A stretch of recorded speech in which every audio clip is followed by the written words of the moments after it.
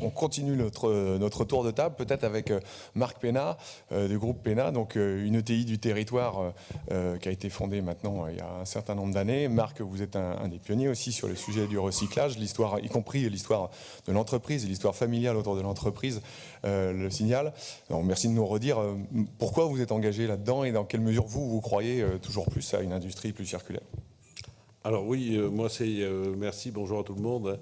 Moi c'est vraiment une question philosophique un petit peu qui m'a poussé à aller vers le recyclage, puisque au total je suis passionné de nature, de botanique, beaucoup le savent, et ce qui m'a intéressé c'était d'essayer de limiter l'impact de l'humanité sur l'environnement.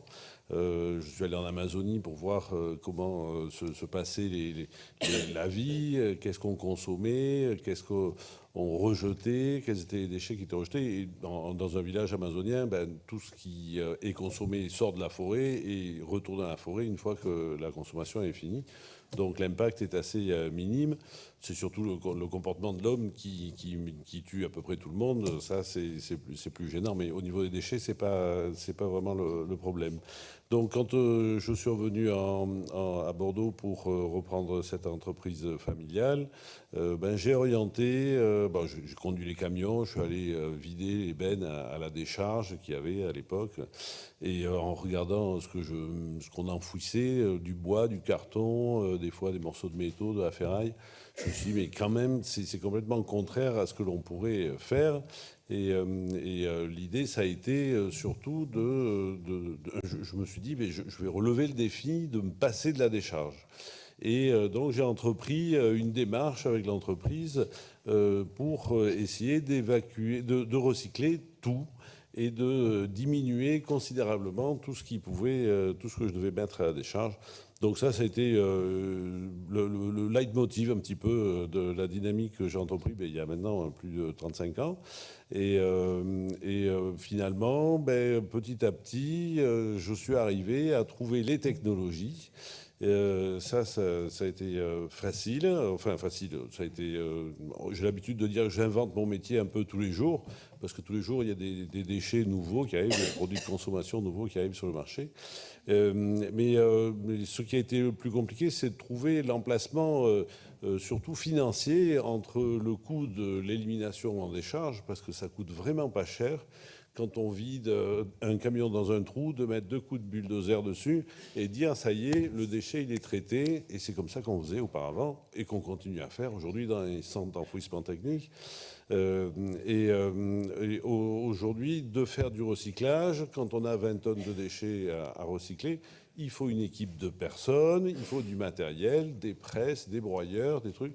Et ça coûte beaucoup plus cher que les 25 € que ça coûte en prix de revient de mettre à la décharge. Donc je me suis battu pas mal avec Fédérec, puisque j'étais très engagé à Fédérec, pour faire augmenter le coût de la mise en décharge, de manière à ce qu'on puisse avoir la place financière de monter le recyclage qui me semble être indispensable, quoi. Le groupe ENA, c'est aussi une entreprise comme Reviplast sur les plastiques, donc dans les nouvelles matières que vous traitez. Oui, alors effectivement, on a, au cours de l'histoire de l'évolution, j'ai eu plusieurs étapes dans mon développement. Au départ, c'était une activité sur le recyclage des métaux. Ensuite, comme j'ai une formation plutôt d'agronome, je suis allé plutôt vers le compostage. On a développé des nouvelles techniques de compostage très rapides qui sont classées dans les meilleures techniques disponibles aujourd'hui. Après, on s'est mis sur le recyclage des déchets électriques, électroniques. De là, on avait beaucoup de plastique dans ces produits-là. Et donc, petit à petit, je me suis intéressé au recyclage de plastique. Donc, on a une entreprise sur Limoges. On travaille ensemble avec ma voisine, d'ailleurs, avec le groupe Legrand.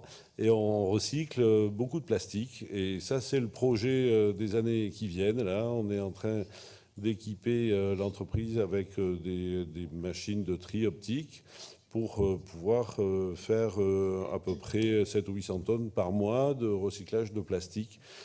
C'est l'objectif pour la fin de l'année. Alors le marché du plastique est assez compliqué parce qu'il y a de nombreuses résines différentes.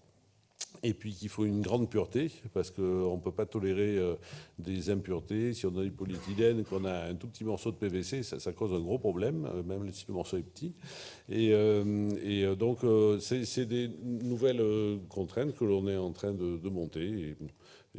Et demain, on ira sur d'autres marchés aussi.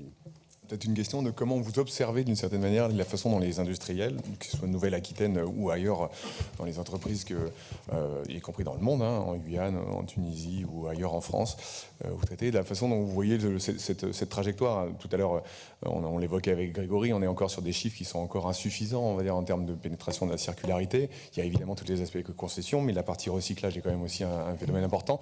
Qu'est-ce que vous observez justement en termes de tendance là-dessus? Alors, j'ai l'habitude de dire que le recyclage, il existe depuis toujours, en fait. Parce qu'à l'époque de l'âge de bronze, les hommes préhistoriques, quand ils ont envoyé une hache en bronze sur un adversaire, s'il n'a pas tué, l'adversaire, il a récupéré le bronze. Et il a peut-être bien fondu ou il a peut-être renvoyé. Donc ça, on peut appeler ça du réemploi, s'il renvoie la hache en bronze, ou on peut appeler ça du recyclage s'ils font le bronze pour en faire autre chose, quoi. Donc ça, c'est un métier qui est très ancien. Alors, on a toute mon enfance, toute la profession travaillait dans l'ombre complètement. Et avec le Grenelle, on a eu l'occasion de mettre un petit peu la profession du recyclage en avant. Donc, historiquement, le recyclage s'est mis en place uniquement sur les matières qui avaient une valeur intrinsèque qui était suffisante pour financer le tri, la préparation, le conditionnement. Donc les premiers métiers, c'était plutôt le fer, le papier carton, qui donnaient, la valeur de la matière permettait de financer tout le conditionnement et le recyclage. Ensuite, avec les éco-organismes qui sont nés en 92 avec éco-emballage, et puis aujourd'hui, la folie de la loi AGEC et la multiplicité des éco-organismes qui ont plus perturbé le marché du recyclage que favorisé, vraiment. Enfin, ça a été assez... On peut en débattre, mais c'était assez compliqué. Eh bien, là, on a apporté du financement pour financer les opérations de recyclage. Donc, il y a des nouveaux métiers qui sont apparus et je pense que ça, c'est une bonne chose. Une position, du coup, dans les filières aussi qui, pour vous, a changé Oui, la position, les filières se sont mises en place. Il y a des nouvelles filières. Tout à l'heure, le président parlait du recyclage des aimants et des terres rares. Donc, évidemment, c'est indispensable parce que la matière première a cette particularité qui est que si on n'a pas la matière première, on ne peut pas fabriquer le truc. Si on n'a pas de cuivre, on ne peut pas fabriquer les tuyaux en cuivre. C'est pas possible. Donc, la matière première, elle a quelque chose d'essentiel, vraiment. Et les nouveaux matériaux sont les aimants au néodyme. Quand on n'utilisait pas de néodyme, il n'y avait pas de question de recyclage, évidemment. Aujourd'hui, effectivement, c'est important d'avoir cette matière parce qu'on a le besoin de la matière première. Et le problème qu'il y a eu ces dernières années, depuis une trentaine d'années, c'est que le dumping de la Chine a fait qu'on a fermé les usines de production de néodyme et puis de terres rares, de l'anthanide, on avait Ron Poulain qui produisait ça dans la région, à Rochefort et La Rochelle. Et ces usines-là ont fermé parce que les Chinois dumpaient leur matière et que ces terres rares-là ont un prix qui est pas hyper élevé, en fait.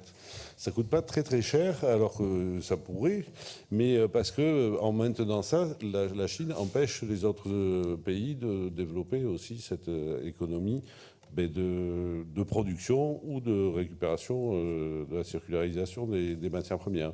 Alors, il faut qu'on le mette en place, effectivement, ces nouvelles filières de recyclage. Mais je pense qu'on pourrait aussi réfléchir à produire, parce que ces terres rares ou le lithium, par exemple, sont présents dans notre sous-sol et on pourrait très bien le mettre en place. Alors je sais que Macron a favorisé, a dit qu'il allait faire un projet spécifique pour la production de lithium, mais les projets qu'il y a eu auparavant ont eu tellement d'opposition par la population que les projets ont été abandonnés. Et je pense que c'est un vrai problème en France.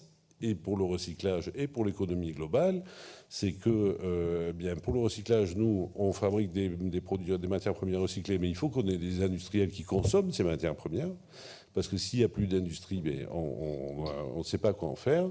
Donc c'est un problème européen aussi. On a évoqué ça avec l'Europe. L'Europe, au lieu de taxer les importations de matières chinoises, a taxé l'exportation des produits recyclés européens. Donc, on a été un petit peu à l'envers, là. Et ensuite, on a besoin de développer cette consommation de matière sur notre territoire. Très bien, merci.